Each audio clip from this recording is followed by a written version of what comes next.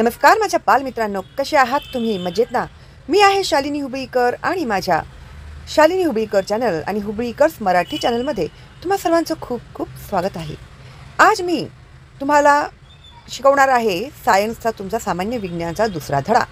पण सामान्य विज्ञानाचा जो पहिला धडा आहे सजीव सृष्टी व सूक्ष्म जीवांचे वर्गीकरण, तर हा धडा मी तुम्हाला पूर्ण शिकवलेला आहे.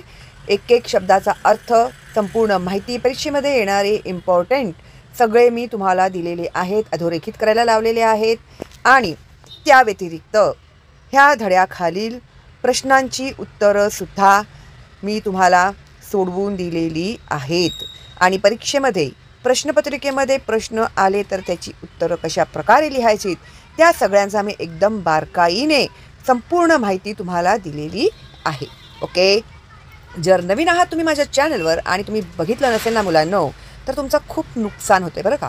तर लवकर सबस्क्राईब करा माझ्या चॅनलला आणि बेल आयकॉन टॅप करायला विसरू नका, कारण की पुढे आपले येणारे व्हिडिओ खूप महत्त्वाचे आहेत. आणि तर बघता बघता तुमच्या परीक्षा जवळ येतील, तर परीक्षेची तयारी धडा समजला तर आपोआप झालीच म्हणून समजा. ठीक आहे. तर माझे व्हिडिओ बघताना तुम्हाला तुमच्या हातामध्ये असायला पाहिजे पेन्सिल आणि तुमचं जे पुस्तक आहे ते, आणि जे मी इम्पॉर्टंट सांगते ना ते 99% तुम्हाला परीक्षेमध्ये विचारले जाणारे प्रश्न आहेत. ठीक आहे. तर त्यांना अधोरेखित करायचे. ओके, तर मी जिथे जिथे अंडरलाईन करायला सांगेन तिथे अंडरलाईन करायचं आहे तुम्हाला. तर आता आज आपण शिकणार आहोत 2 आरोग्य व रोग. थोडे आठवा. 1 आजारपणामुळे तुम्ही कधी शाळेतून सुट्टी घेतली आहे का? घेतलीच असणार, हो की नाही? आजारी पडलाच असेल कधी ना कधी माणूस आणि त्याने सुट्टी घेतलीच असेल. 2 आपण आजारी पडतो म्हणजे नेमकं काय होतं? आपण आपल्या डेली रुटीनमध्ये व्यवस्थित चाललेलं असतं, मग आपण बोलतो की अरे मी आजारी आहे. का आपण स्वतःला आजारी म्हणतो? 3 आजारी पडल्यानंतर कधी कधी औषधोपचार न घेताही आपणास काही काळानंतर बरे वाटायला लागते, तर कधी कधी डॉक्टरकडे जाऊन औषधोपचार घ्यावा लागतो. असे का होते? कधी कधी काय होतं, आपण आजारी पडतो आणि आपोआपच आपलं जे शरीर आहे ते बरं होतं, मग ते डॉक्टरकडे वगैरे जायची गरज पडत नाही. आपल्याला सर्दी झाली, एक दिवस नाक गळतं, मग असं काही दुसऱ्या दिवशी उठल्यावर सर्दी गायब झालेली असते.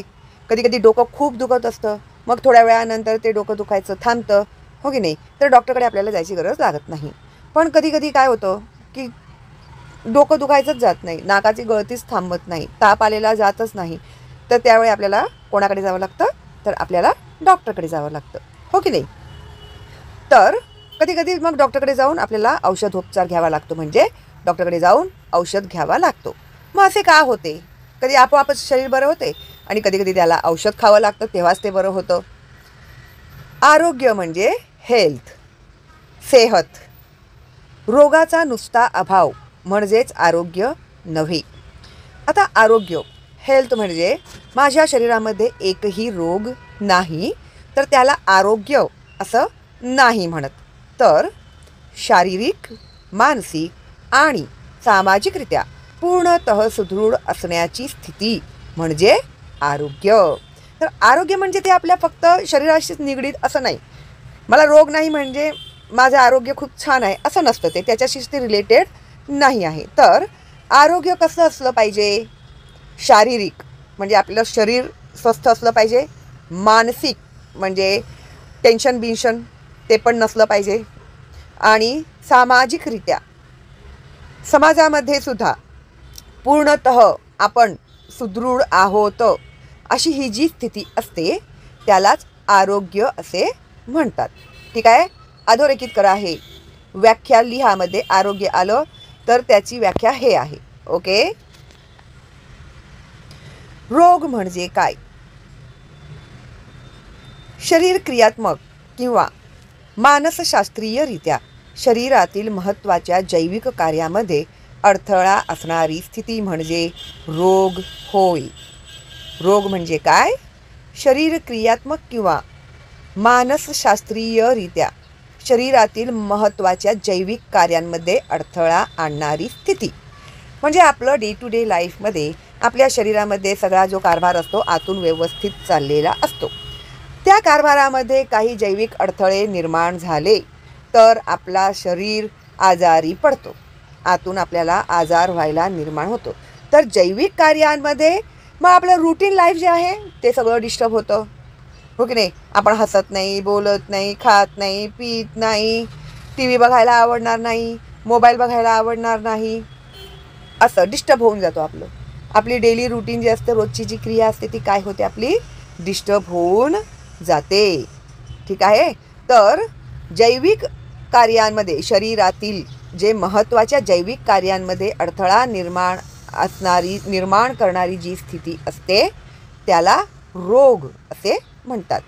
आता प्रत्येक रोगाची विशिष्ट लक्षणे असतात. आता एखादा आजार झाला तर त्याची लक्षणे पण असतात, हो की नाही. तर ती काय असतात, तर रोगांचे प्रकार.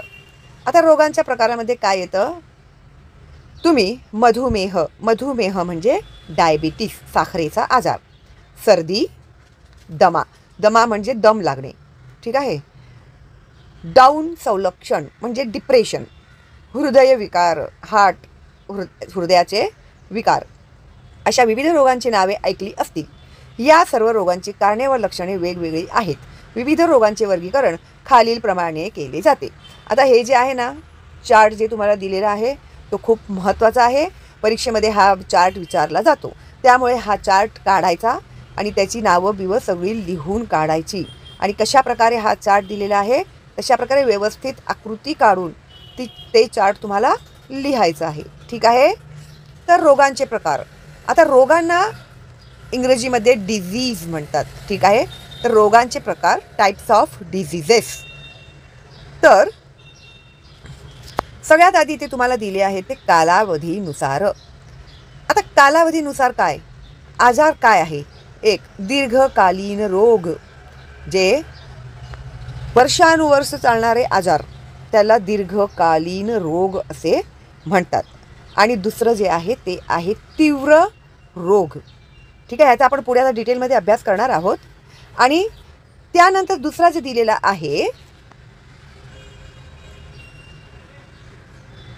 इथे बघा, कारणांनुसार रोग जे दिलेलं आहे इथे, तर ते काय आहेत, कारणाने होणारे रोग कोणते, तर अनुवांशिक रोग म्हणजे जे पिढीपासून चालत आलेले आहेत ते, उदाहरणार्थ डाऊन संलक्षण म्हणजे डिप्रेशन. आणि उपार्जित रोग जे आहेत ते दोन प्रकारचे आहेत. एक आहे संसर्गजन्य रोग म्हणजे संपर्कात, ते रोग असलेल्या व्यक्तीच्या संपर्कात जर तुम्ही आलात तर तो आजार तुम्हालाही होतो. जसं सगळ्यात मोठं उदाहरण द्यायचं म्हणजे कोविड हा भयानक संसर्गजन्य रोग आहे.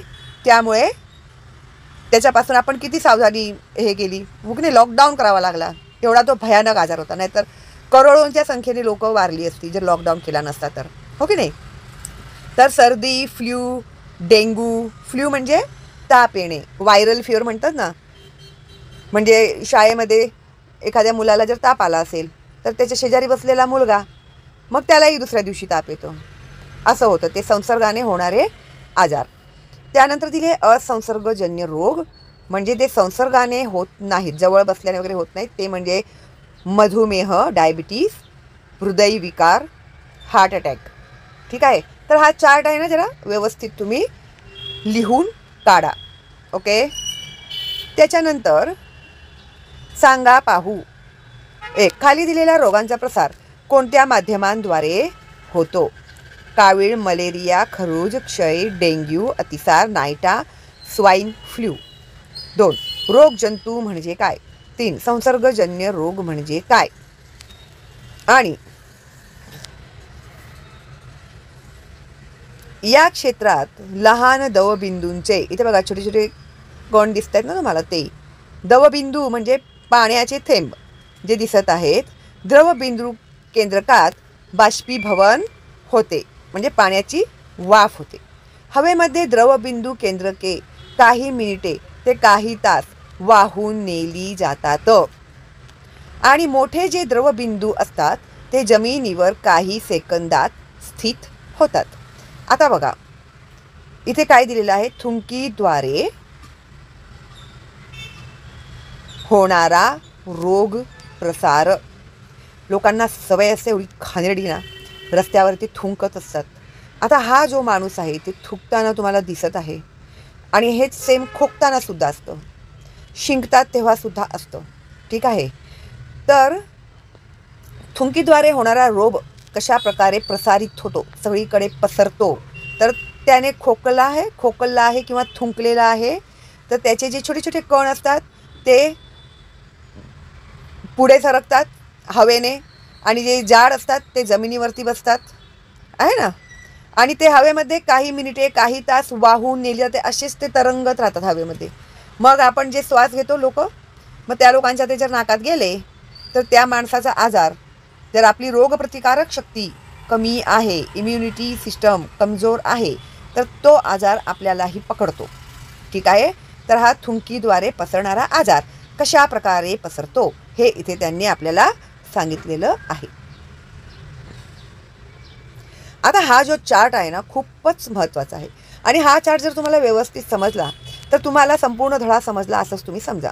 ठीक आहे. आता संसर्गजन्य रोग किंवा संक्रामक रोग कशामुळे होतात? दूषित हवा, पाणी, अन्न किंवा वाहक कोण असतात? आजाराचे वाहक कोण?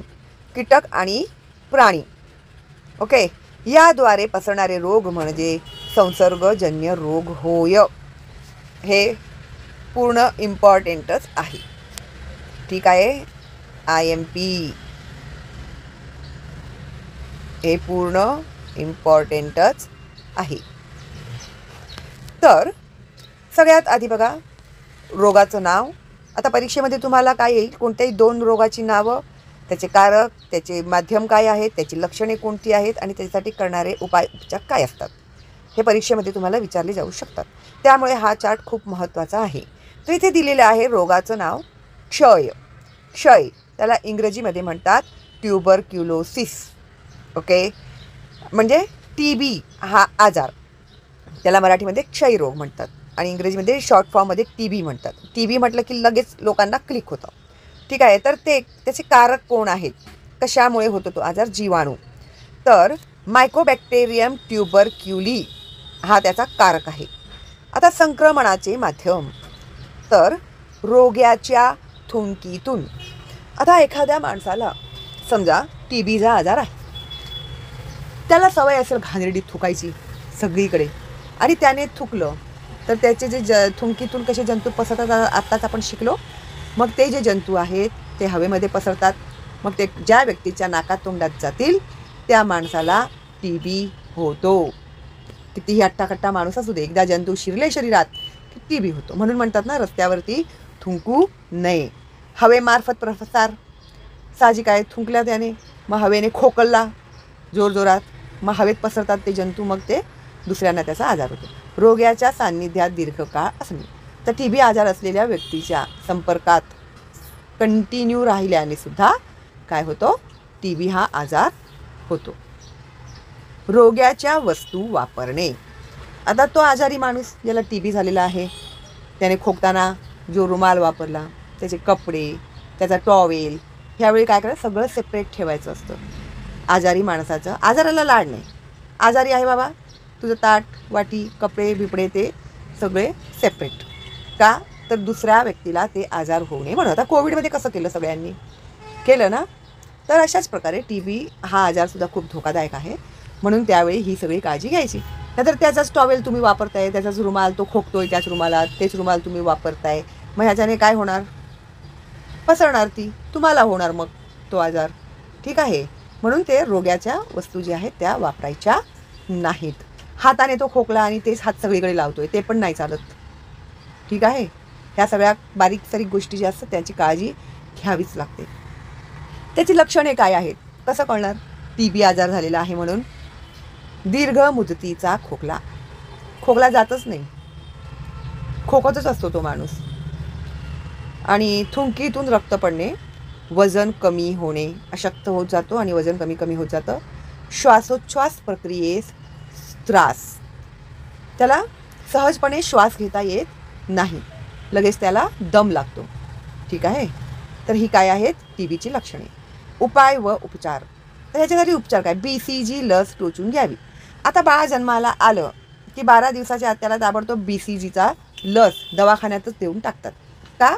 तर त्याच्याने ते बाळ जे असतं त्याला TB हा आजार होऊ नये म्हणून ते त्याला लस टोचणे म्हणजे वॅक्सिन करणे. तर त्याची वॅक्सिन केली जाते.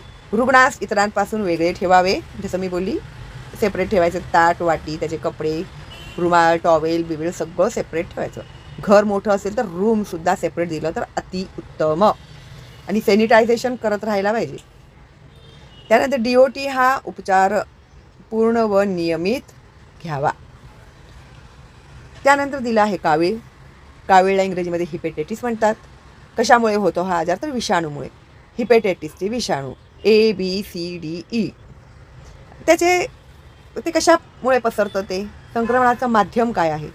तर पाणी, रुग्णासाठी वापरलेल्या सुया, त्यानंतर रक्तपराधन. रक्तपराधन म्हणजे ब्लड देतात ना, रक्त चढवतात ना ते.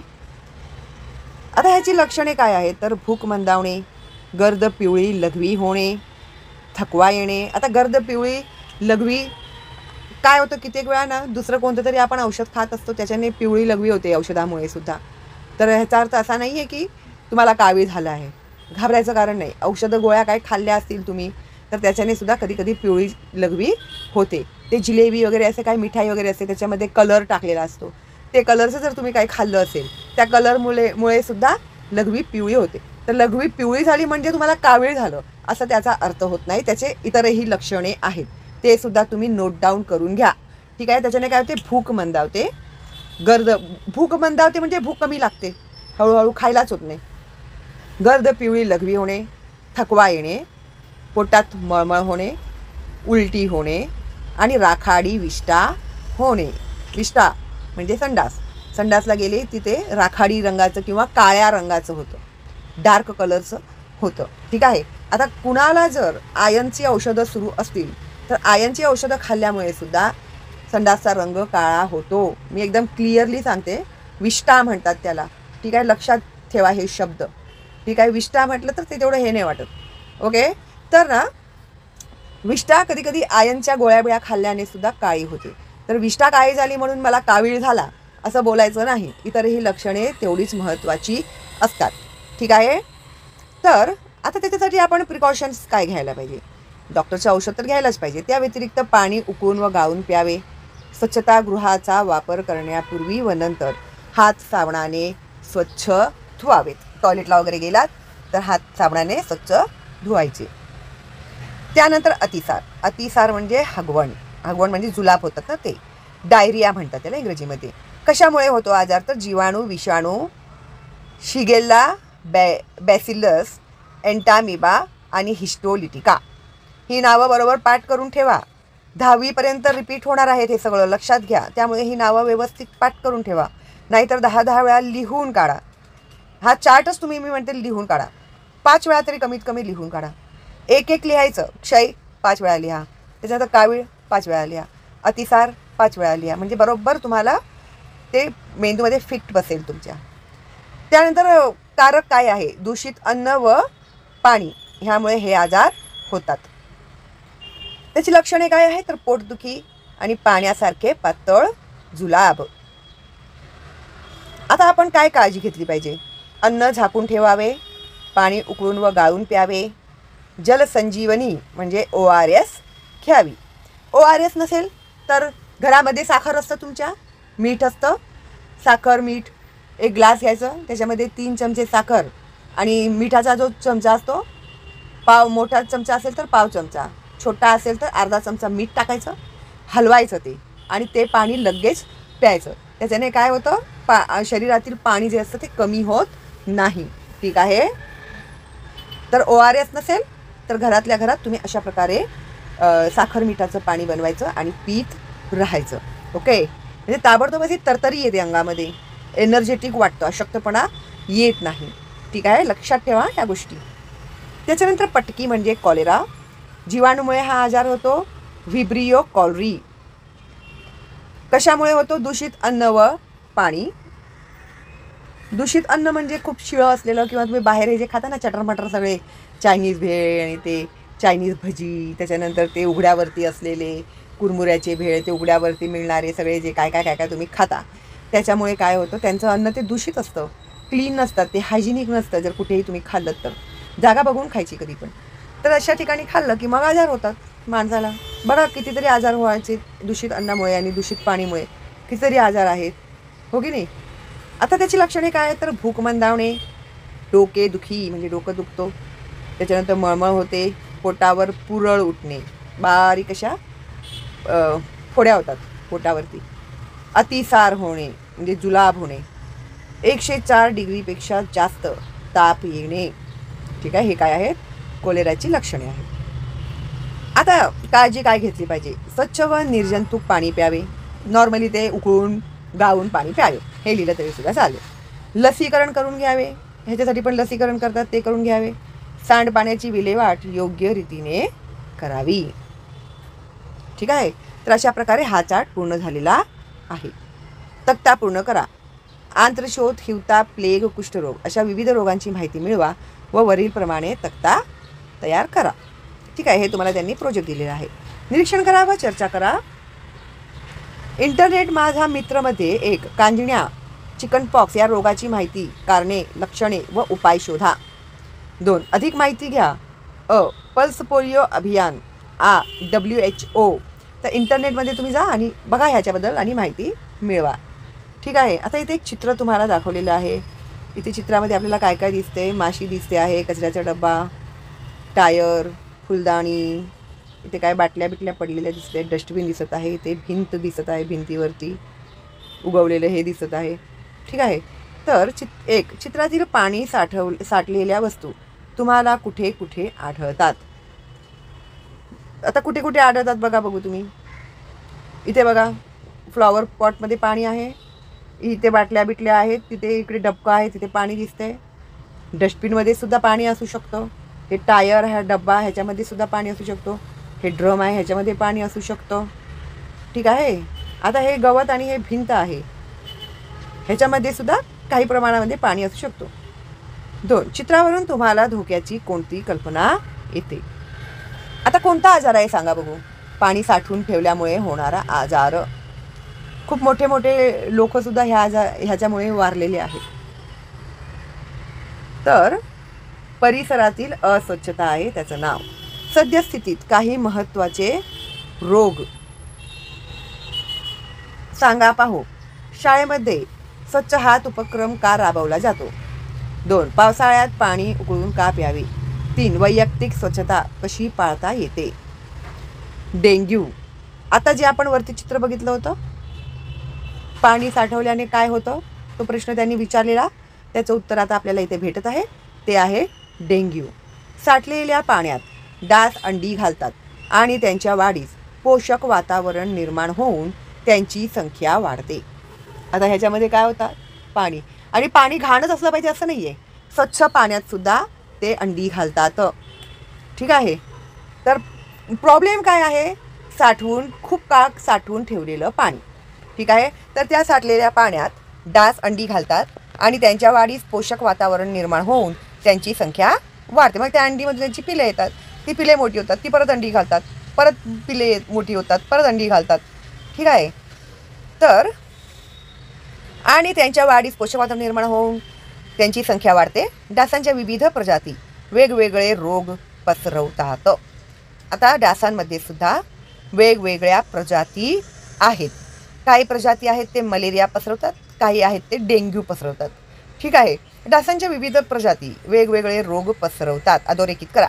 त्यापैकी एडिस इजिप्ती प्रकारच्या डासांमार्फत डेंग्यू हा संसर्गजन्य रोग पसरतो. अधोरेखित करा. रिकाम्या जागाभरामध्ये किंवा रिकाम्या जागाभरामध्ये कसं येईल, डॅश टिंब प्रकारच्या डासांमार्फत डेंग्यू हा संसर्गजन्य रोग पसरतो असाही प्रश्न येऊ शकतो. किंवा एडिस इजिप्ती प्रकारच्या डासांमार्फत टिंब हा संसर्गजन्य रोग पसरतो असाही प्रश्न येऊ शकतो. किंवा तुम्हाला एका वाक्यात उत्तर द्यामध्ये डेंग्यू आजार पसरवणाऱ्या डासाचे नाव काय असाही प्रश्न तुम्हाला येऊ शकतो. ठीक आहे, हा आजार फ्लेवी व्हायरस या प्रकारातील डेन 1, 2 या विषाणूमुळे होतो. ह्या पूर्णच इम्पॉर्टंट आहे, लक्षात घ्या. तर जाणून घ्या व इतरांना सांगा. हे बघा टायर, त्याच्यामध्ये कशी अंडी घालतात, मग ती अंडीतून पिले कशी बाहेर येतात, मग डास कसे तयार होतो, हे इथे चित्रात तुम्हाला दिलेलं आहे आणि ते दाखवलेलं पण आहे गोल करून तुम्हाला. हे बघा इथे गोल करून दाखवले ना, इथे बघा डासांनी अंडी घातलेली आहे त्या टायरच्या पाण्यामध्ये. ठीक आहे, इथे दाखवली आहेत बघा तुम्हाला. मग त्या अंड्यांमधून पिले बाहेर येतात आणि मग ते त्यांचं कामाला लागतात. ठीक आहे. तर आता ह्याची लक्षणे काय आहेत? डेंग्यू आजार झाला कसा समजेल तुम्हाला? तर 1, तीव्र ताप, तीव्र डोकेदुखी आणि उलट्या होणे. खूप ताप येतो, खूप डोकं दुखतं आणि उलट्या होतात, एक लक्षण. 2, सर्वात महत्त्वाचे म्हणजे डोळ्यांच्या खोबणीत दुखणे. डोळे जे असतात ना आपले, त्याच्या खोबणीमध्ये आतमध्ये असं खूप दुखतं डोळ्यांच्या खोबणीत. 3, रक्तातील रक्तबिंबिका म्हणजे प्लेटलेट्स म्हणतात त्याला, त्यांचे प्रमाण कमी होणे. त्यामुळे शरीरांतर्गत रक्तस्राव होणे. काय होतं माहिती आहे का? प्लेटलेट्स कमी झाल्यामुळे, आता आपल्या शरीरामध्ये लाखो प्लेटलेट्स असतात. ठीक आहे, 2.5 लाखापर्यंत असतात, 3 लाखापर्यंत असतात. जर ते कमी झाले, 3000 4000 असे झाले, तर काय होतं? आंतरिक शरीराच्या आतमध्ये रक्तस्राव होऊ शकतं. ठीक आहे, प्लेटलेट्स कमी झाल्यामुळे. तर ही त्याची लक्षणे आहेत. कशाची? डेंग्यूची. निरीक्षण करा व चर्चा करा. खालील आकृतीत दाखवलेल्या चित्रांचे निरीक्षण करून त्यांचे वर्णन चौकटीत लिहा व वर्गात चर्चा करा. तर हे तुम्हाला त्या लोकांनी प्रोजेक्ट दिलेला आहे. तर हे आपण प्रश्नांची उत्तरं सगळी सोडूया. जेव्हा प्रश्न उत्तर आपण सॉल्व्ह करणार ना, त्यावेळी ही सगळी माहिती मी तुम्हाला देणार आहे. माहिती मिळवा. तुमच्या परिसरातील ग्रामपंचायत, नगरपालिका, महानगरपालिका डासांच्या प्रसारास प्रतिबंध करण्यासाठी काय उपाययोजना करते? तुम्ही बघितलं असेल ना, तुमच्या सोसायटीमध्ये महानगरपालिका म्हणजे म्युन्सिपाल्टीचे जे असतात, त्यांचे जे कार्यकर्ते असतात, ते लोक येतात, ते औषधांची फवारणी करतात, धुराची फवारणी करतात.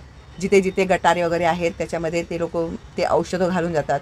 लोकांच्या घरी जाऊन, जर खूप पसरला असेल आजार, तर ड्रममध्ये, त्यांच्या टाक्यांमध्ये पाणी ते औषधं घालून जातात. का? तर त्याच्यामध्ये जर कीटक, जीव जंतू, मच्छर बिच्छरची अंडी बिंडी असतील तर ती मरतात त्याच्याने. ठीक आहे. तर हे जे उपाय आहेत ते मी सांगितले तुम्हाला. ठीक आहे. माहीत आहे का तुम्हाला, हिवताप हा एनाफिलीस डासाच्या मादीमुळे होतो, तर हत्ती रोग हा क्युलेक्स डासाच्या मादीमुळे होतो. बघा, हत्ती रोग बघितलाय का तुम्ही कधी? हत्ती रोगमध्ये ना पाय लोकांचे हत्तीसारखे होतात. मी स्वतः बघितलेले आहेत. मोठे होतात, असे हत्तीच्या पायासारखे होतात त्यांचे पाय. ठीक आहे. तर हत्ती रोग हा आजार जो आहे तो क्युलेक्स डासाच्या मादी. मादी म्हणजे काय? नर आणि मादी. ऐकलंय ना तुम्ही? नर म्हणजे पुरुष, मादी म्हणजे स्त्री. तर मादी रोग, डासांची मादी म्हणजे डासांच्या मादीमुळे म्हणजे स्त्री, फिमेल. ठीक आहे. तर ती मादी. ओके. नर म्हणजे पुरुष, मादी म्हणजे स्त्री. ओके. तर एनाफिलीस व ॲडिस डासाचे वास्तव्य स्वच्छ पाण्यात असते, तर क्युलेक्स डास प्रदूषित पाणी, गटारे येथे असतो. ठीक आहे. ही माहिती व्यवस्थित समजून घ्या, खूप महत्त्वाची आहे. ओके. आणि ते कोणते डास कोणत्या आजारासाठी कारणीभूत आहेत तेही लिहून काढा 10 वेळा. इथे बघा दिले त्यांनी, एडिस इजिप्ती. ठीक आहे. आपण हे प्रश्न उत्तर सोडवताना करूया. स्वाईन फ्लू संसर्ग होण्याची कारणे. स्वाईन फ्लूचा संसर्ग डुक्कर या प्राण्याद्वारे तसेच माणसाद्वारे होतो. स्वाईन फ्लूच्या विषाणूंचा प्रसार रोग्याच्या घामातून होतो. लक्षात घ्या, रोग्याचं घाम सुद्धा किती घातक असतं. तसेच नाकातील व घशातील स्त्राव व थुंकीतून होतो. ठीक आहे. स्वाईन फ्लूची लक्षणे काय? तर धाप लागणे व श्वसनाला अडथळा निर्माण होणे. थोडं पण काय केलं की दम लागतो आणि मग श्वास घ्यायला सुद्धा त्रास होत असतो त्या व्यक्तीला, ज्याला स्वाईन फ्लू असतो. घसा खवखवणे, शरीर दुखणे. ठीक आहे. ही काय आहेत? स्वाईन फ्लूची लक्षणे आहेत. तर ते व्यवस्थित समजून घ्या. आता ह्याच्यामध्ये एक्सप्लेन करण्यासारखं काहीच नाही. ओके. स्वाईन फ्लूचे निदान. स्वाईन फ्लूच्या निदानासाठी रुग्णाच्या घशातील द्रव पदार्थाचा नमुना प्रयोगशाळेत तपासणीसाठी पाठवावा लागतो. आता नाही का आपल्याला ते कोविडमध्ये त्या लोकांनी ते टेस्ट केलं ना, काय म्हणतात त्या टेस्टला, एन्थिजिन, ते थुंकी घेऊन मग त्या लोकांनी ते रिपोर्ट्स काढले होते ते. ठीक आहे. तर तशाच प्रकारे ते लोक रिपोर्ट पाठवतात आणि राष्ट्रीय विषाणू विज्ञान संस्था, national institute of virology NIV Pune व राष्ट्रीय संचारी रोग संस्था, national institute of the communicable diseases NICD Delhi येथील प्रयोगशाळेत तपासणीची व्यवस्था उपलब्ध आहे. आणि मला आता वाटतंय की मोस्टली सगळ्याच प्रयोगशाळांमध्ये हे सगळे आता सुविधा उपलब्ध आहे. त्यामुळे आपल्याला सगळे रिपोर्ट कसे एका दिवसातच मिळतात.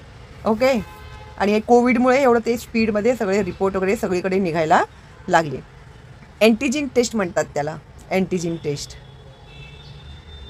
मार्च 2009 मध्ये मेक्सिको देशात या आजाराची प्रथम बाधा झाली. Swine flu, influenza A, H1N1 या विषाणूमुळे हा रोग होतो. हा रोग डुकरांमध्ये आढळणाऱ्या विषाणूंमुळे होतो. डुकरांमध्ये वावरणाऱ्या व्यक्तीला या विषाणूंची बाधा होऊ शकते. तर हे जे बाहेर गावावरून जी लोक येतात ना, तेच लोक हे असे सगळे आजार आपल्या देशामध्ये घेऊन येतात. आणि हा आजार सगळ्यात आधी पुण्यामध्ये पसरला होता, आय थिंक, जर मी बरोबर असेल तर. ठीक आहे. त्याच्यानंतर आहे AIDS, AIDS acquired immune deficiency syndrome. तर तुम्हाला परीक्षेमध्ये AIDS, एड्सचं फुल फॉर्म लिहा सांगितलं तर तुम्हाला ते आला पाहिजे. A for acquired, I for immune, D for deficiency आणि S फॉर सिंड्रम हा त्याचा पूर्ण नाव आहे. हा 99.9% परीक्षेमध्ये विचारलाच जातो प्रश्न. ठीक आहे. फुल फॉर्म लिहा. एड्स आणि HIV आणि एक आहे एलिसा. ठीक आहे. तर आता पुढे आपण घेऊया.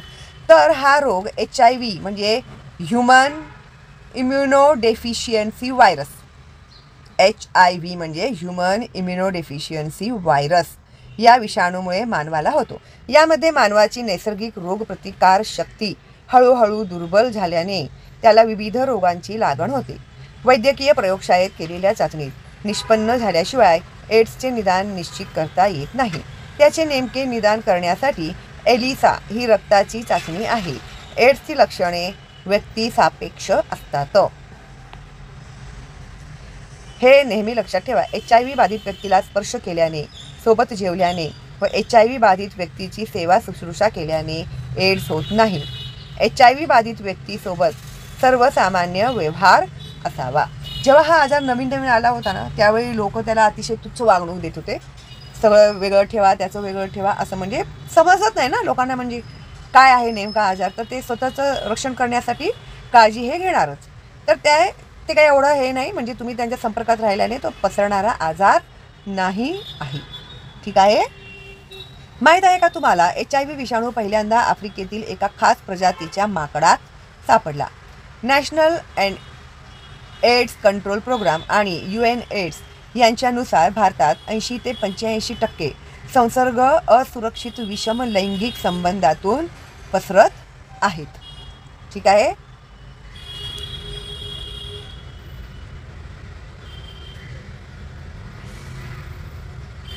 प्राण्यांमार्फत होणारा रोग प्रसार.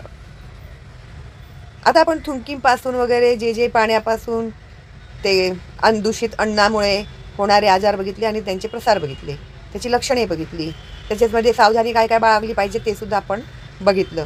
ठीक आहे. आता आपण प्राण्यांमार्फत पसरणारे रोग बघणार आहोत. ठीक आहे. तर 1. उंदीर घुशींचा नायनाट करण्यासाठी तुमच्या घरी कोणते उपाय योजतात? 2. पाळीव कुत्रे, मांजरे, पक्षी यांच्या आरोग्याबद्दल काळजी का घ्यावी लागते?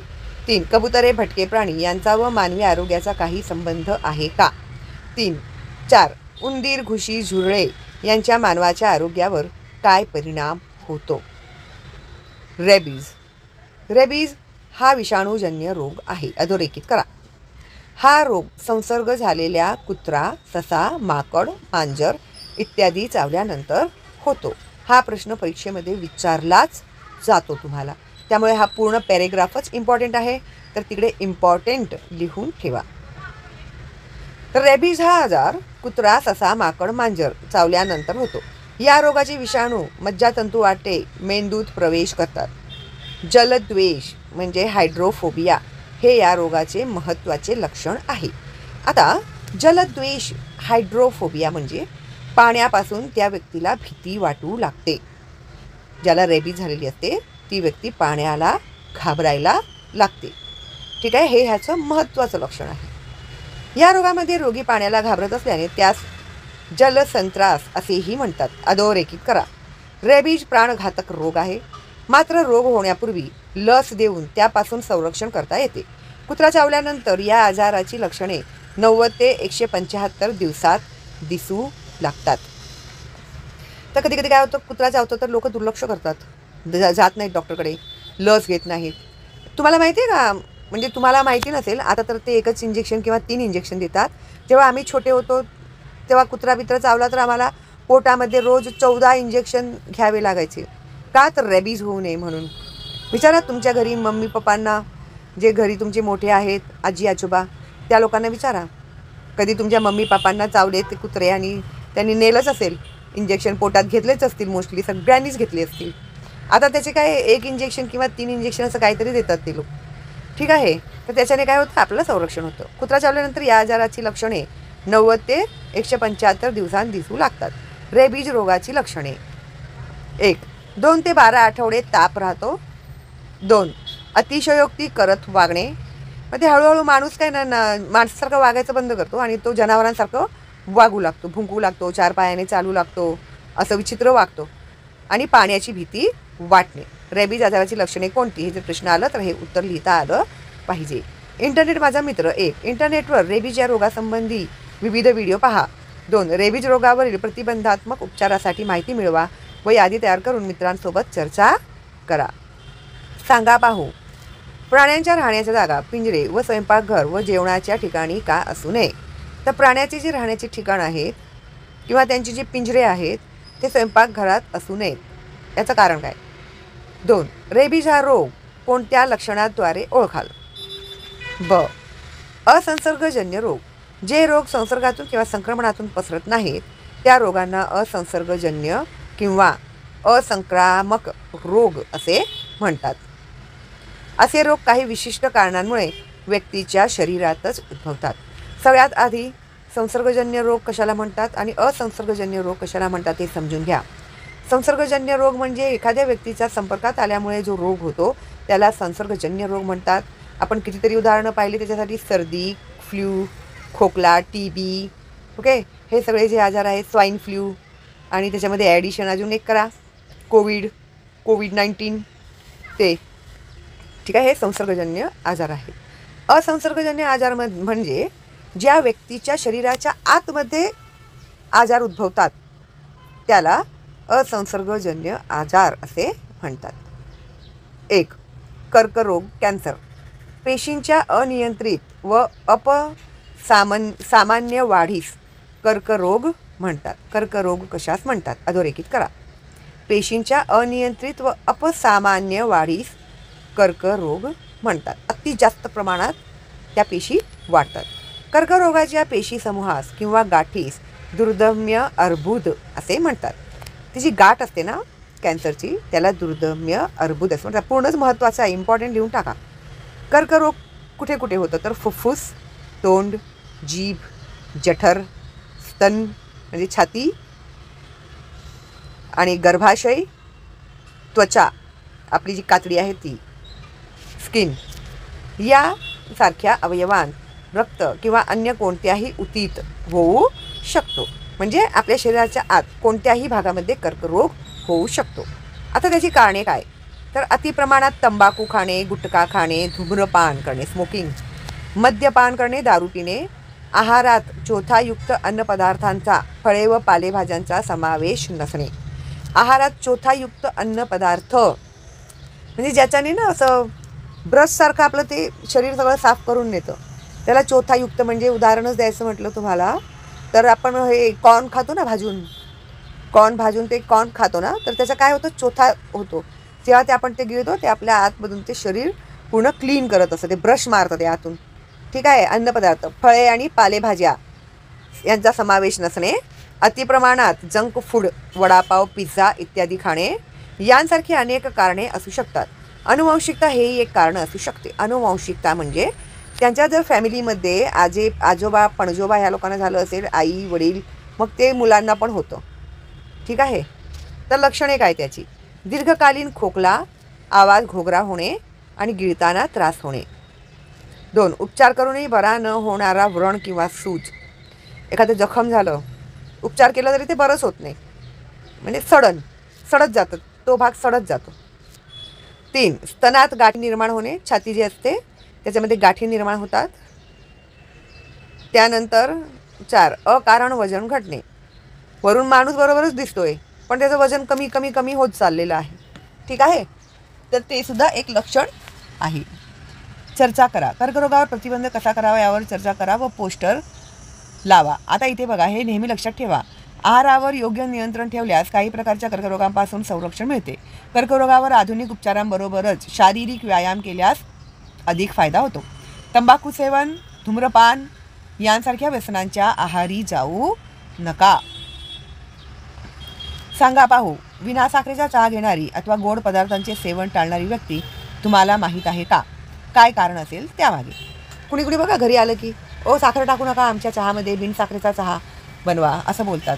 आता हल्ली असं झालं, पाहुणे आले घरात, चहा बनवण्याआधी विचारावं लागतं त्यांना, तुम्ही साखरेचा नॉर्मल चहा घेणार की तुमच्यासाठी बिन साखरेचा चहा? का? आपल्याला माहिती नाही ना त्या माणसाला डायबिटीज आहे की नाही, शुगरचा आजार आहे की नाही म्हणून. तर असं. 2. मधुमेह हा शरीरात होणारा आजार, त्याला म्हणतात डायबिटीज. स्वादुपिंडात निर्माण होणारे इन्सुलिन हे संप्रेरक रक्तातील ग्लुकोज शर्करेच्या प्रमाणावर नियंत्रण ठेवते. आपल्या शरीरामध्ये इन्सुलिन नावाचं एक द्रव पदार्थ निर्माण होतं. ते आपल्या शरीरामध्ये जे ग्लुकोज असतं ना, शर्करा, त्याला कंट्रोल करायचं काम करतं. इन्सुलिनचे प्रमाण कमी झाल्यास शर्करेचे प्रमाण नियंत्रित होत नाही. ह्या विकाराला मधुमेह असे म्हणतात. तर शरीरामध्ये जर नैसर्गिकरित्या इन्सुलिनचं प्रमाण बनणं कमी झालं तर काय होतं? शरीरामध्ये साखरेचं प्रमाण वाढत जातं. आणि शरीरामध्ये साखरेचं प्रमाण वाढत गेल्यामुळे काय होतं? आपल्या शरीरातील जे पातळ रक्त असते ते काय होत जाते? घट्ट होत जाते. त्यामुळे आपल्या शरीरातील रक्तस्राव मंदावते. ठीक आहे. तर ते सगळं व्यवस्थित चालवण्याचं काम कोण करत असतं? इन्सुलिन करत असतं. ठीक आहे. तर ज्या व्यक्तीच्या शरीरामध्ये इन्सुलिनचं प्रमाण कमी होतं आणि त्यामुळे त्याच्या शरीरामध्ये शर्करेचं प्रमाण वाढत जातं, त्याच विकाराला काय म्हणतात? मधुमेह असे म्हणतात. आता या लक्षणांकडे दुर्लक्ष करणे योग्य नाही. रात्री मूत्र विसर्जनास वारंवार जावे लागणे, घडी लघवीला लागते. तसं थंडी आणि पावसाळा असेल तरीसुद्धा घडी लघवीला लागते.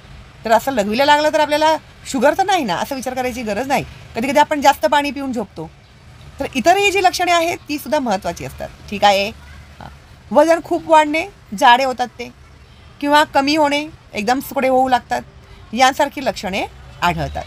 मधुमेहाची कारणे काय? एकतर अनुवंशिकता. जर पिढीमध्ये सगळ्यांना जर शुगरची आजार असेल, शुगरचा, तर मुलांनासुद्धा तो आजार होतो. अतिलठ्ठपणा, खूप चरबीचं प्रमाण वाढलेलं असतं शरीरामध्ये, त्यामुळे सुद्धा हा आजार होतो. व्यायामाचा कष्टाचा अभाव, शरीराला व्यायामच नाही, कष्टच नाही, मेहनत नाही, त्यामुळे सुद्धा शरीरात जे ऊर्जा निर्माण व्हायला पाहिजे, चलनवलन त्याची ऊर्जा निर्माण होऊन ते जे रक्तस्राव जे वाढतं आपल्या शरीरामध्ये. आता तुम्ही धावून आलात तर तुमचं कसं घाम यायला लागतं ना तुम्हाला, म्हणजे गरम होऊन जातं शरीर. तर ते काय होतं? आपल्या शरीरामध्ये ऊर्जा निर्माण होते आणि रक्तस्राव जोरात वाहू लागतो. ठीक आहे. जर खूप धावलात तर छातीमध्ये धडधड पण होते. तर कसं होतं? ते खूप जास्त एक्सरसाइज झालं असं होतं. तर असं जर नसेल, माणूस नुसतं बसतोय आणि खातोय आणि बसतोय असं असेल तर काय होतं? त्या शरीरामध्ये व्यायामच नाही, त्याला ऊर्जाच निर्माण होत नाही. कळलं ना तुम्हाला? आणि जाडी काय होत जाते? वाढत जाते. मानसिक ताण तणाव, टेन्शन, स्ट्रेस ह्याच्यामुळे सुद्धा डायबिटीस हा आजार होतो. प्रतिबंधात्मक उपचार, डॉक्टरांच्या सल्ल्याने आहार, औषधे व व्यायाम याचा अवलंब करून नियंत्रण करावे. हल्ली डायबिटीस हा आजार खूप मोठ्या प्रमाणात वाढला. का? कारण की ते कोविड आलं. त्या कोविडमध्ये त्या लोकांनी रेमडेसिवीरचे इंजेक्शन्स आणि त्या ट्रीटमेंटसाठी जे केले त्याच्यामुळे सुद्धा खूप लोकांना डायबिटीस हा आजार झालेला आपल्याला दिसतो. लहान बाळांमध्ये, जन्मलेल्या बाळांमध्ये सुद्धा हा आजार दिसतोय आता. ठीक आहे. मी स्वतः बघितलेलं आहे. असं जन्माला आलेलं बाळ, त्याला डायबिटीस. बोला. तर आता असे झालेत ना दिवस, कुणाला कधीही काहीही होऊ शकतं. त्यामुळे कसं आपला आहार, आपलं व्यायाम, आपलं काम व्यवस्थित असलं पाहिजे, तर आपण शारीरिकदृष्ट्या मानसिकदृष्ट्या कसं मजबूत राहणार. आणि आता आपण व्यायाम करतो, एक्सरसाइज करतो, त्याच्यामुळे आपलं शरीर तर मजबूत होतं. मग मानसिकदृष्ट्या कसं आपण हेल्दी राहणार, हो की नाही? मग त्याच्यासाठी काय केलं पाहिजे आपल्याला? तर त्याच्यासाठी आपल्याला काय केलं पाहिजे? मेडिटेशन केलं पाहिजे. शांत उठल्याबरोबर सकाळी शांत बसायचं, डोळे मिटायचे, देवाचं ध्यान करायचं. आजचा माझा दिवस खूप चांगला जाणार देवा, थँक्यू, मी आज खूप छान प्रकारे उठलेलो आहे, आज माझे सगळे काम खूप चांगले होतील. असं करून जरा शून्यात जायचं आणि शांत बसून राहायचं. म्हणजे आपल्याला स्वतःला आपण ब्लेसिंग्स देतो म्हणतो ना, तसं स्वतःला जरा ब्लेसिंग्स द्यायचं. ठीक आहे, चांगलं चांगलं बोलायचं स्वतःबद्दल. ओके, नाहीतर एकेकांचं तोंडातून कधी पण बघा, माझं नसीबच खराब आहे, मी असाच आहे, मी करंटाच आहे, मीच कर्मदरिद्री आहे, असं स्वतःबद्दल बोलत असतात नुसतं. मीच ढ आहे, माझ्या तर काहीच लक्षात राहत नाही, असं आतापर्यंत बोलत असेल तर बोलायचंच नाही.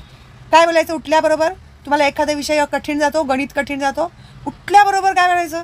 गणित हा विषय माझ्यासाठी खूप सोपा आहे, सर जे शिकवतात ते मला सगळं समजतं, गणित हा माझा फ्रेंड आहे, मला तो खूप चांगल्या प्रकारे समजतं, असं बोलायला सुरुवात करा. म्हणजे तुमचं जे ते सद्सद विवेक बुद्धी असते ना तुमची, ती तेव्हा जागृत असते. आणि जेव्हा तुम्ही सांगाल ना की मी ह्या विषयामध्ये खूप हुशार आहे, मी शाळेमध्ये मी टॉप केलेला आहे किंवा मी टॉप करणार आहे, सगळे विषय मला खूप सोपे आहेत, असं स्वतःला बोला. म्हणजे कसं होईल, ते तुमचं जे सबकॉन्शियस माइंड असते ना, ते सगळं ते स्वीकारत जातं. तुम्ही जे जे सांगत जाता ना ते स्वीकारत जातं ते. मग हळूहळू एका दिवसात नाही होत, ते 8 दिवसात पण नाही होत, रोज करावं लागेल तुम्हाला हे प्रॅक्टिस. उठल्याबरोबर स्वतःला आधी ब्लेसिंग्स द्यायला पाहिजे. बघा मग तुम्ही कसे तुम्हाला फरक जाणवायला लागेल, कसे अभ्यास तुमच्या लक्षात राहायला लागेल.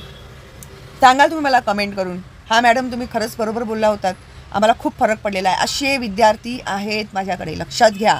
मी एक्सपिरियन्स घेऊनच बोलते तुम्हाला. आणि चाइल्ड सायकोलॉजी मला व्यवस्थित माहिती आहे, अभ्यास केला आहे मी त्याच्यावरती. ठीक आहे, तर तुम्ही पण आतापासून उद्यापासून रोज सकाळी उठल्याबरोबर स्वतःला ब्लेसिंग्स द्यायचं.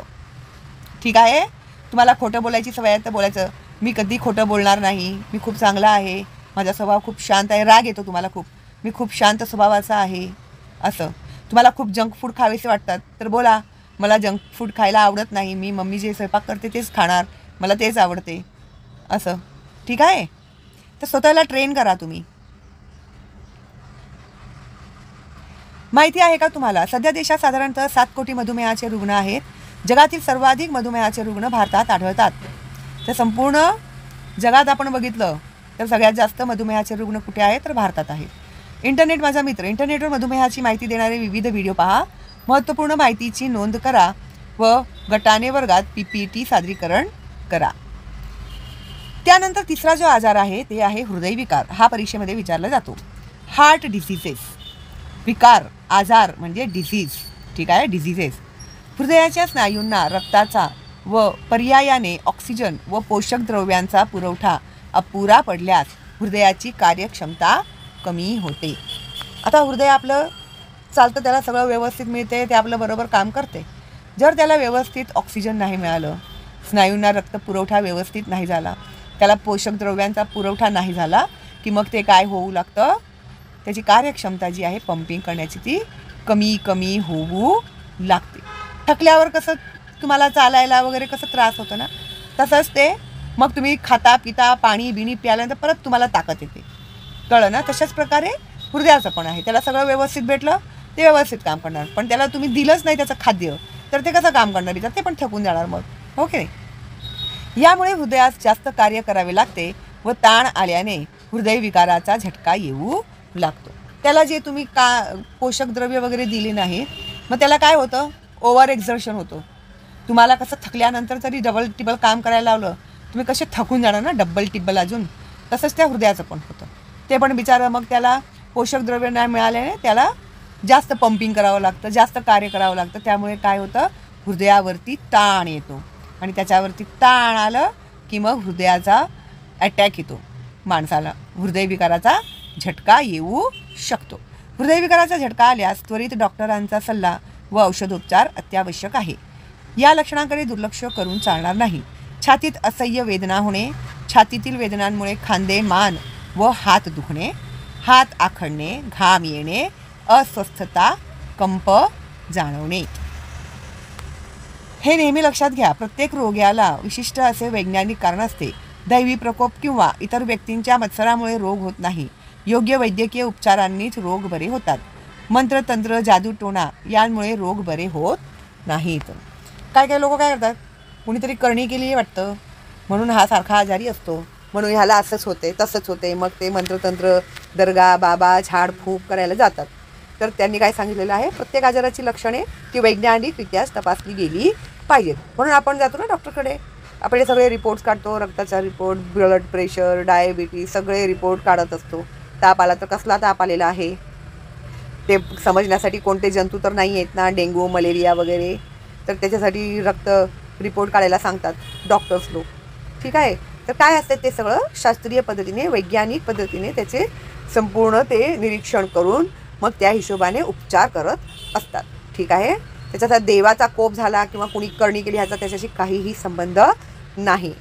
हृदयविकाराची कारणे काय आहेत तर धूम्रपान करणे, धूम्रपान म्हणजे सिगरेट पिणे, मद्यपान करणे म्हणजे दारू पिणे, मधुमेह म्हणजे डायबिटीज, उच्च रक्तदाब म्हणजे हाय ब्लड प्रेशर, लठ्ठपणा, जाडेपणा, शारीरिक श्रमाची कमतरता, शरीराला मेहनतच नाही आहे, बसल्या ठिकाणी सगळी कामं होत आहेत ते म्हणजे व्यायाम नाही, काही नाही, व्यायामाचा अभाव, सतत बैठे काम करणे, अनुवंशिकता, पिढी दर पिढी चालत आलेलं, तणाव, टेन्शन, स्ट्रेस, रागीटपणा, खूप राग येणे आणि चिंता, खूप चिंता आणि काळजी करणे, ही काय आहेत हृदयविकाराची लक्षणे आहेत. आता हृदयविकार ह्याच्यासाठी आता इथे बघा, तुम्हाला हे नेहमी लक्षात ठेवा, हृदयरोगावर प्राथमिक उपचार. पहिल्यांदा 108 क्रमांकावर रुग्णवाहिकेसाठी फोन करा. रुग्णवाहिका म्हणजे ॲम्ब्युलन्ससाठी फोन करा. रुग्णाचे खांदे हलवून तो शुद्धीवर आहे का ते तपासा. रुग्णाला कडक पृष्ठावर झोपून शास्त्रशुद्ध पद्धतीने रुग्णाच्या छातीवर दाब द्या. या पद्धतीला compression only life support COLS म्हणतात. यामध्ये एका मिनिटाला 100 ते 120 दाब या गतीने किमान 30 वेळा छातीच्या बरोबर मध्यभागी दाब द्यावा. इथे बघा त्याच्यासाठी काय काय आहे ट्रीटमेंट करतात ते बघा. हृदयविकारासाठी एक आहे angioplasty, bypass surgery, open heart surgery, pacemaker बसविणे, स्टेंट्स टाकणे आणि हृदय प्रत्यारोपण म्हणजे ते खराब झालेलं हृदय काढून दुसऱ्या व्यक्तीचं हृदय त्याच्यामध्ये घालतात. ट्रान्सप्लांट, हार्ट ट्रान्सप्लांट म्हणतात त्याला. ठीक आहे. हा चार्ट खूप महत्त्वाचा आहे, तो व्यवस्थित तुम्ही लिहून काढा, माहिती मिळवा. एक, तुम्ही कधी आजी आजोबांना काढा किंवा अर्क घेताना किंवा काही चाटण घेताना पाहिले आहे का, त्यांच्याशी त्याबद्दल चर्चा करा. तर सर्दी झाली की आजी वगैरे काढा विडा करून देतात किंवा चाटण करून देतात, उलट्या जुलाब होत असतील तर मध बीत घालून त्याच्यामध्ये, हो की नाही, तर ते त्याच्याबद्दल चर्चा करा. 2, कोरफड, हळद, आले, लसूण यांचा वापर औषधी म्हणून कोणत्या आजारांसाठी व कसा करतात याची माहिती आजी आजोबांकडून मिळवा. इंटरनेट माझा मित्र. आयुर्वेदिक, होमिओपॅथी, निसर्गोपचार, ॲलोपॅथी, युनानी या वैद्यकीय उपचार पद्धतींविषयी इंटरनेटवरून माहिती मिळवा. औषधांचा गैरवापर. कधीकधी डॉक्टरांच्या सल्ल्याशिवाय परस्पर काही व्यक्ती औषधे घेतात. त्यांच्या अतिवापराने आपल्या शरीरावर वाईट परिणाम घडून येतात. जसे जास्त प्रमाणावर अथवा वारंवार वेदना शामके म्हणजे पेन किलर्स घेतल्यास चेतासंस्था, उत्सर्जन संस्था, यकृत यावर विपरीत परिणाम होतो. अधोरेखित करा, हे पूर्ण इम्पॉर्टंट आहे. प्रतिजैविकांच्या म्हणजे अँटीबायोटिक्स अतिवापराने मळमळ, पोटदुखी, पातळ जुलाब, अंगावर पुरळ येणे, जिभेवर पांढरे चट्टे पडणे इत्यादी लक्षणे तयार होतात. विचार करा, गरीब रुग्ण महागडी औषधे विकत घेऊ शकत नाहीत. अशा वेळी त्यांच्यासाठी काही पर्याय उपलब्ध असेल का व कोणता? तर जेनेरिक औषधे इथे दिलेली आहेत. जेनेरिक औषधे यांना सामान्य औषधे असेही म्हणतात. या औषधांची निर्मिती व वितरण कोणत्याही पेटंट शिवाय केली जाते. तर पेटंट म्हणजे कोणीतरी अशी ब्रँड नाही आहे त्याला. ठीक आहे. असंच भेटणारी ती औषधे आहेत, ब्रँडेड नाही आहेत ती औषधे. ठीक आहे. ही औषधे ब्रँडेड औषधांच्या समकक्ष व त्याच दर्जाची असतात. ब्रँडेड औषधाच्या दर्जाची असतात ते, पण ते खूप स्वस्त असतात. क्वालिटी तीच असते, त्याचा प्रमाण सगळं तेच असतं, कंटेंट सगळं औषधामध्ये तेच असतं, फक्त ते ब्रँडेड नसतात. जेनेरिक औषध तयार करताना त्या औषधातील घटकांचे प्रमाण किंवा त्या औषधांचा फॉर्म्युला तयार मिळत असल्यामुळे संशोधनावरील खर्च वाचतो. त्यामुळे जेनेरिक औषधांची किंमत ब्रँडेड औषधांच्या किमतीपेक्षा तुलनेने खूप कमी असते. जोड माहिती संप्रेषण तंत्रज्ञानाची. जेनेरिक औषधे तुम्ही हेल्थ कार्ड व जन समाधान या मोबाईल ॲपच्या सहाय्याने सहज मिळवू शकता। ते ॲप तुमच्या घरातील मोबाईलवर डाउनलोड करा, गरज पडल्यास त्याचा वापर करा। त्यानंतर जीवनशैली आणि आजार। जीवनशैली म्हणजे आहार विहार, यामध्ये रोजच्या दिनचर्येचा आणि आहाराचा समावेश होतो। आजकाल उशिरा उठणे, उशिरा झोपणे, आहाराच्या वेळा सारख्या नसणे म्हणजे जेवण खाणं वेळेवर न करणे, व्यायाम व कष्टाची कामे यांचा अभाव असणे, जंक फूड म्हणजे अरबट चरबट खाणे, अशा गोष्टींचे प्रमाण वाढले आहे। त्यामुळेच आजारी पडण्याचे प्रमाण वाढले आहे।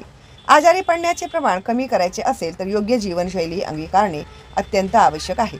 यामध्ये योग्य झोप, योग्य आहार, या व्यतिरिक्त योगासने, प्राणायाम आणि व्यायाम करणे आवश्यक आहे। तसेच व्यायामसुद्धा आपल्या शरीराला झेपेल असाच करावा, ठीक आहे, अति करू नये कोणताही। प्राणायाम व योगासने तज्ज्ञांच्या मार्गदर्शनाखाली करावीत। विविध प्राणायाम व योगासनांचे व्हिडिओ पहा। लसीकरण म्हणजे वॅक्सिनेशन। लसीकरण, वॅक्सिनेशन, आजार होऊ नये म्हणून त्यांचा प्रतिबंध म्हणून लसीकरण करून घेणे हेही तितकेच महत्त्वाचे आहे। तुमच्या जवळच्या दवाखान्यातून लसीकरण तक्ता मिळवा व अभ्यासा। तुम्हाला हे इंटरनेटवर पण भेटेल। माहीत आहे का तुम्हाला, पंतप्रधान जन औषध योजना 1 जुलै 2015ला भारत सरकारने जाहीर केली। या योजनेअंतर्गत उत्तम दर्जाची औषधे कमी किमतीत जनतेला उपलब्ध करून देण्यात येतात। त्यासाठी जन औषधी स्टोर्स, ते जेनेरिक स्टोर्स म्हणतात ना, ते सुरू करण्यात आलेली आहे। भारतीय कंपन्या मोठ्या प्रमाणावर जेनेरिक औषधांची निर्यात करतात, परंतु देशात मात्र ब्रँडेड कंपनीच्या नावानेच जास्त किमतीला औषधे विकतात। अमेरिकेत 80% जेनेरिक औषधांचा वापर केला जातो, त्यामुळे औषधांवरील शेकडो अब्ज रुपये तेथे वाचविले जातात। साजरे करूया आरोग्य दिन विशेष। 7 एप्रिल जागतिक आरोग्य दिन, 29 सप्टेंबर जागतिक हृदय दिन, 14 जून जागतिक रक्तदान दिन आणि 14 नोव्हेंबर जागतिक मधुमेह दिन। महत्त्व जाणा। रक्तदान, रक्तदात्याचे 1 युनिट रक्तदान एका वेळेला किमान 3 रुग्णांची गरज पूर्ण करते। रक्तदाता म्हणजे जे व्यक्ती रक्तदान करते, त्या एका व्यक्तीचं रक्त एकदा जेव्हा घेतात तर त्या 1 युनिट रक्तदान एका वेळेला किती 3 रुग्णांची गरजा पूर्ण करते, म्हणजे 3 जीव ते वाचवू शकतात। जसे की तांबड्या पेशी, पांढऱ्या पेशी, रक्तबिंबिका, ठीक आहे, अधोरेखित करा। हे एका वर्षात 4दा रक्तदान केल्यास 12 रुग्णांचे प्राण वाचवता येतात। नेत्रदान, मृत्यूनंतर आपल्याला नेत्रदान करता येते, त्यामुळे अंध व्यक्तींना दृष्टी मिळू शकते। असं नेत्रदान केंद्र असतात किंवा हॉस्पिटलमध्ये जाऊन तुम्ही त्यांचे फॉर्म बिम भरले की आमच्या मृत्यूनंतर आमचे डोळे जे आहेत ते कोणत्या तरी ज्याला दिसत नाही अंध व्यक्तीला देण्यात यावे, तर ती लोक येतात आणि आपले डोळे जे असतात ते घेऊन जातात। त्यामुळे काय होतं, आपल्या डोळ्यांमुळे 2 अंध व्यक्तींना दृष्टी येते, ठीक आहे, कारण की बघण्यासाठी एकच डोळा बस असतो व्यक्तीला। तर अशा प्रकारे 2 लोकांना आपण नेत्रदान देऊ शकतो, ठीक आहे। आता पुढील व्हिडिओमध्ये आपण सॉल्व करणार आहोत ह्याचा स्वाध्याय, पण त्याआधी तुम्ही हा धडा व्यवस्थित समजून घ्या आणि एकदा वाचून काढा, ठीक आहे। कसा वाटला तुम्हाला माझा व्हिडिओ मला नक्की कमेंट करून सांगा। काही शंका असतील तर विचारा, नसतील तर एक थँक्स द्या आणि तुमचं नाव आणि तुम्ही कुठून माझा व्हिडिओ बघत आहात ते मला नक्की सांगा, ठीक आहे। चला मग भेटूया लवकरच पुढच्या व्हिडिओमध्ये। तोपर्यंत ऑल दी बेस्ट तुम्हाला आणि बाय बाय।